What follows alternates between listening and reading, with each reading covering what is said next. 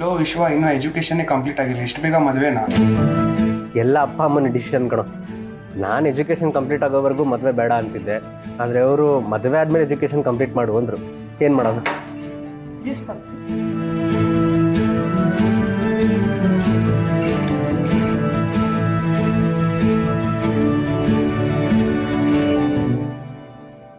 ಎಲ್ಲ ಸೇರಿದ್ದಾರೆ ಅಂದಮೇಲೆ ಜಾನು ಬಗ್ಗೆ ಏನಾದರೂ ಮಾತಾಡ್ಬೋದು. ಅದು ಏನು ಮಾತಾಡ್ತಾರೆ ಅಂತ ನಾನು ತಿಳ್ಕೊಬೇಕು. ಆದರೂ ವಿಶ್ವ, ನೀನು ತುಂಬ ಲಕ್ಕಿ ಕಣೋ. ಯಾಕೋ ಹಾಗೆ ಹೇಳ್ತಿದ್ದೆ? ನಿನ್ನ ಲೈಫು ನಮ್ಮ ಥರ ಅಲ್ಲ ಕಣೋ.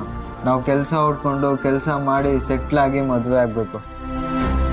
ಆದರೆ ನಿನಗೆ ಆ ಥರ ಇಲ್ಲ. ನೀನು ಓದದೇ ಇದ್ರೂ ನಡೆಯುತ್ತೆ. ಈ ವಿಷಯದಲ್ಲಿ ನಿನ್ನ ಅದೃಷ್ಟವಂತ ವಿಶ್ವ.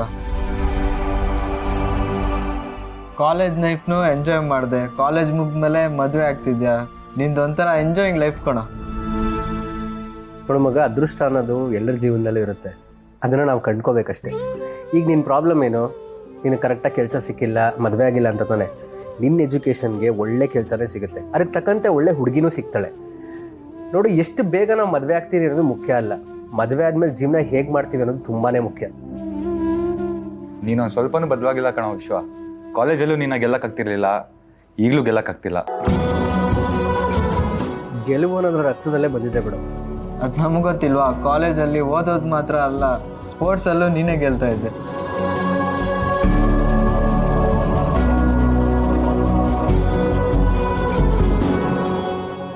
ಇದೇನು ಬರೀ ಇವರು ಎಜುಕೇಷನು ಎಂಗೇಜ್ಮೆಂಟ್ ಬಗ್ಗೆನೇ ಮಾತಾಡ್ತಿದಾರಲ್ಲ. ಜಾನು ಬಗ್ಗೆ, ಅವನ ಪ್ರೀತಿ ಬಗ್ಗೆ ಏನು ಮಾತಾಡ್ತಾನೆ ಇಲ್ವಲ್ಲ. ವಿಶ್ವ ಏನಾದರೂ ಈ ವಿಷಯದ ಬಗ್ಗೆ ಮಾತಾಡಬೇಡಿ ಅಂತ ಹೇಳ್ಕೊಟ್ಟಿದ್ದಾನ?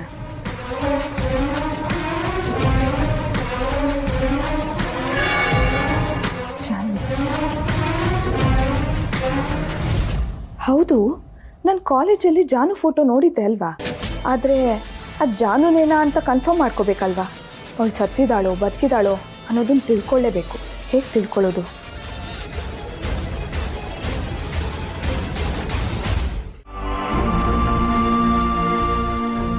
ಹಲೋ ಅಮ್ಮ, ಇವತ್ತು ಬರಲ್ಲ ಅಮ್ಮ.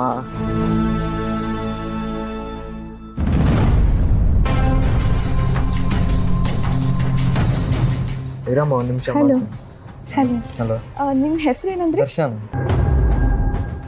ನೀವು ವಿಶ್ವನ್ಗೆ ಎಷ್ಟು ವರ್ಷದಿಂದ ಫ್ರೆಂಡ್ಸು? ಅವನು ಡಿಗ್ರಿಯಿಂದ ಪರಿಚಯ, 3 ವರ್ಷ ಜೊತೆಗೆ ಓದಿದ್ವಿ. ಆಗ್ಲಿಂದ ಇಲ್ಲಿವರೆಗೂ ಹೀಗೆ ಕ್ಲೋಸ್ ಆಗಿದ್ದೀವಿ. ಅವನು ಕಾಲೇಜಲ್ಲಿ ಯಾವುದೋ ಹುಡುಗಿನ ಲವ್ ಮಾಡ್ತಿದ್ನಂತೆ, ಹೌದಾ? ಹೌದಾ? ನಂಗೆ ಗೊತ್ತೇ ಇಲ್ವಲ್ಲ. ಅಲ್ಲ, ಕ್ಲೋಸು ಅಂತೀರಾ, ನಿಮ್ಗೆ ಈ ಪ್ರೀತಿ ವಿಷಯ ಗೊತ್ತಿಲ್ವಾ? ನನಗೆ ಹೇಳಿದ್ದಾನೆ ಅವನು. ಕ್ಲೋಸ್ ಫ್ರೆಂಡೇ, ಆದರೆ ಈ ಪ್ರೀತಿ ವಿಷಯ ಎಲ್ಲ ಗೊತ್ತಿಲ್ಲ. ಹೇ, ಅವಳ ಹೆಸರು ಜಾನು. ಅವನದು ಒನ್ ಸೈಡ್ ಲವ್. ಅವ್ನ ಪ್ರೀತಿ ಹೇಳ್ಕೊಳಕ್ಕೂ ಮುಂಚೆನೆ ಆ ಹುಡುಗಿದ್ ಮದ್ವೆ ಆಗೋಯ್ತು. ಈ ತರದ ಸೀಕ್ರೆಟ್ಸ್ ಎಲ್ಲ ನನಗೆ ಹೇಳಿದಾನಂತೆ. ಇನ್ನು ನೀವು ಜೊತೆಗೆ ಇರೋರು ನಿಮಗ್ ಹೇಳ್ದೆ ಇರ್ತಾನ? ಸಾರಿ, ಅವ್ನು ಹೇಳಿರಲ್ಲ ಅನ್ಕೊಂಡು ಗೊತ್ತಿಲ್ಲ ಅಂತ ಸುಳ್ಳು ಹೇಳ್ದೆ. ಪರವಾಗಿಲ್ಲ ಬಿಡಿ, ಅದೇ ಅಲ್ವಾ ಫ್ರೆಂಡ್ಶಿಪ್ ಅಂದ್ರೆ. ಸರಿ, ನೀವು ಕಾಲೇಜಲ್ಲಿ ಒಟ್ಟಿಗೆ ಒಂದು ಫೋಟೋ ತಗೊಂಡಿರ್ತೀರ ಅಲ್ವಾ, ಅದನ್ನ ನಾನು ನೋಡ್ಬೋದಾ? ಜಾನುನ ನೋಡ್ಬೇಕನ್ಸ್ತಿದೆ, ಅದಕ್ಕೋಸ್ಕರ. ಹೌದಾ? ಆದ್ರೆ ಜಾನು ಇವಾಗ ಬದುಕಿಲ್ಲ ಅಲ್ಲ? ಹಾ, ಆ ವಿಷಯ ಕೇಳಿ ನಂಗೂ ಬೇಜಾರಾಯ್ತು. ಆದ್ರೆ ನಾನು ಅವ್ರ ಮುಖನೇ ನೋಡಿಲ್ಲ. ಒಂದೇ ಒಂದ್ಸತಿ ಅವ್ರ ಮುಖ ನೋಡ್ಬೇಕು ಅಂತ ಆಸೆ. ಹಾಗೆ ಅವ್ರ ಫ್ರೆಂಡ್ಸ್ ಫೋಟೋಸ್ನೆಲ್ಲ ಕಲೆಕ್ಟ್ ಮಾಡಿ ಒಂದು ಫ್ರೇಮ್ ಮಾಡಿಸಿ ಮದ್ವೆ ದಿನ ಸರ್ಪ್ರೈಸ್ ಗಿಫ್ಟ್ ಕೊಡೋಣ ಅಂತಿದ್ದೀನಿ. ಅದಕ್ಕೆ ಅವ್ರ ಫೋಟೋ ತೋರಿಸ್ತೀರಾ?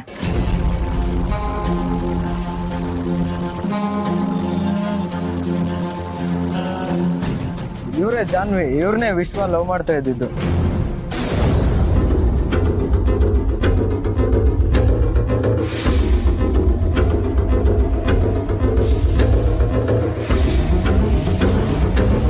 ನೋಡ್ರ, ತನುಗೆ ನಾ ಪ್ರೀತಿ ಮಾಡ್ತಿದ್ದ ವಿಷಯ ಗೊತ್ತಾಗಿ ಜಾನು ಯಾರು ಅಂತ ತಿಳ್ಕೊಳ್ಳೋದಕ್ಕೆ ಹೊರಟಿದ್ದಾಳೆ. ಅವಳು ನಿಮ್ಮ ಹತ್ರನೂ ಕೇಳ್ಬೋದು, ಜಾನು ಬಗ್ಗೆ ಏನಾದರೂ ಗೊತ್ತಾ, ಜಾನು ಹೇಗಿದ್ದಾಳೆ ಅಂತ. ಅವಳು ಏನೇ ಕೇಳಿದ್ರು ಯಾವುದೇ ಕಾರಣಕ್ಕೂ ಬಾಯಿ ಬಿಡಬಾರ್ದು. ಅವಳು ಎಷ್ಟೇ ಕೆದಕ್ಕೆ ಕೇಳಿದ್ರು ನಮಗೇನೂ ಗೊತ್ತಿಲ್ಲ ಅಂತಲೇ ಹೇಳಿ. ಅಕಸ್ಮಾತ್ ಏನಾದ್ರು ಜಾನು ಫೋಟೋ ಕೇಳಿದ್ರೆ ನಿಮ್ಮ 3 ಜನಕ್ಕೆ ಒಂದು ಫೋಟೋ ಕಳಿಸ್ತೀನಿ, ಅದೇ ಫೋಟೋ ತೋರಿಸಿ. ವಿಶ್ವ, ನೀನೇನು ವರಿ ಮಾಡ್ಕೊಂಬೇಡ. ಕಾಲೇಜಲ್ಲಿರುವಾಗಲೇ ಏನು ಹೇಳ್ತಿರ್ಲಿಲ್ಲ, ಅಂದರೆ ಇವಾಗ ಹೇಳ್ತೀವಾ?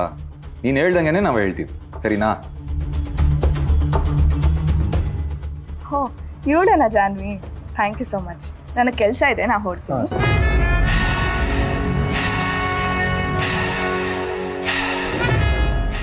ಹಬ್ಬ, ಸದ್ಯ ವಿಶ್ವ ಮುಂಚೆನೇ ಹೇಳಿದ್ ಒಳ್ಳೇದಾಯ್ತು. ವಿಶ್ವ ವಾಶ್ರೂಮಲ್ಲಿದೆ. ಇಲ್ಲೇ ಮೇಲೆ ನನ್ನ ರೂಮ್ ಇದೆ ಕಣೋ, ಅಲ್ಲೇ ಯೂಸ್ ಮಾಡಿ. Okay, thank you. ಸ್ಟೆಪ್ಸ್ ಆದ ತಕ್ಷಣ ಲೆಫ್ಟ್ ಸೈಡ್. ಹಾಂ, ಓಕೆ, ಥ್ಯಾಂಕ್ ಯು.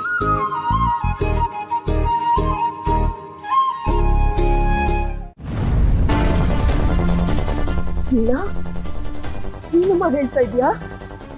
ನನ್ನ ಕೈಯಲ್ಲಿ ನಂಬಕ್ಕೆ ಆಗ್ತಾ ಇಲ್ಲ. ಅಲ್ಲ, ಯಾಕೋ ಆ ಮನೆಗೆ ಹೋದ್ಮೇಲೆ ಒಂದು ಚೂರು ನೆಮ್ಮದಿ ಇಲ್ದಂಗೆ ಆಗಿದೆಯಲ್ಲಮ್ಮ ನಿಮ್ಗೆ? ಇನ್ನೊಬ್ರು ನೆಮ್ಮದಿನ ಹಾಳು ಮಾಡಿದ್ರೆ ನಾವು ನೆಮ್ಮದಿಯಾಗಿರೋದಕ್ಕೆ ಹೇಗೆ ಸಾಧ್ಯ ಹೇಳಿ ಅತ್ತೆ? ಈ ಮನೆನ ಕಟ್ಸೋವಾಗ ನಿಮ್ಮನ್ನೆಲ್ಲ ಎಷ್ಟು ಅಯ್ಯೋ ಅನ್ಸ್ಲಿಲ್ಲ ಅವರು ಹೇಳಿ. ಅಣ್ಣ ತಂಗಿ ಅಂದ್ರೂ ಬಿಡ್ಲಿಲ್ಲ. ಎಲ್ಲರಿಗೂ ಮೋಸ ಮಾಡಿ ಮನೆ ಕಟ್ಸ್ಕೊಂಡಿದ್ಬಿಟ್ರೆ ಈಗ ನೋಡಿ ದೇವ್ರು ಇವರಿಗೆ ಮೋಸ ಮಾಡಿದಾನೆ. ಅಯ್ಯೋ ಹಾಗೆಲ್ಲ ಮಾತಾಡ್ಬೇಡಮ್ಮ. ಒಂದು ಮನೆ ಕಟ್ಸೋದು ಎಷ್ಟು ಕಷ್ಟ ಅಂತ ನನಗ್ ಚೆನ್ನಾಗಿ ಗೊತ್ತು. ಅಂತದ್ರಲ್ಲಿ ಅವ್ನಿಗೇನಾದ್ರೂ ಮಾಡಿ ಕಟ್ಸಿರ್ಲಿ, ಅದು ಒಂದು ಕನ್ಸಿನ ಮನೆ. ಅದು ಈ ತರ ಆಯ್ತಲ್ಲ ಅಂತ ನನಗ್ ತುಂಬಾ ದುಃಖ ಆಗ್ತಿದೆ. ನೋಡು, ಅವ್ನ್ ಹೇಳು ಇದ್ರ ಬಗ್ಗೆನೇ ಯೋಚನೆ ಮಾಡ್ಕೊಂಡು ಆರೋಗ್ಯ ಹಾಳು ಮಾಡ್ಕೊಳ್ಳೋದು ಬೇಡ ಅಂತ. ನೋಡು, ಆ ದೇವ್ರು ಏನಾದ್ರೂ ಒಂದು ದಾರಿ ತೋರಿಸ್ತಾನಮ್ಮ. ಅವ್ರ ಪಾಲಿನ ದೇವ್ರು ನೀವೇ ಅತ್ತೆ. ತಾಯಿ ದೇವ್ರಿಗೆ ಮೋಸ ಮಾಡಿದ್ರೆ ಯಾವ ದೇವ್ರು ತಾನೇ ಕೈ ಹಿಡಿತಾನೆ ಹೇಳಿ? ಹೋಗ್ಲಿ ಬಿಡಿ, ಏನ್ ಮಾಡ್ತಾರೋ ಮಾಡ್ಲಿ. ಏನ್ ಮಾಡಿದ್ದಾರೆ ಅಂತ ವಿಷಯ ಗೊತ್ತಾದ್ಮೇಲೆ ನಾನು ಫೋನ್ ಮಾಡಿ ತಿಳಿಸ್ತೀನಿ. ಆಯ್ತಮ್ಮ, ನೀವು ಹುಷಾರು. ಸರಿ ಅತ್ತೆ, ನೀವು ಹುಷಾರು.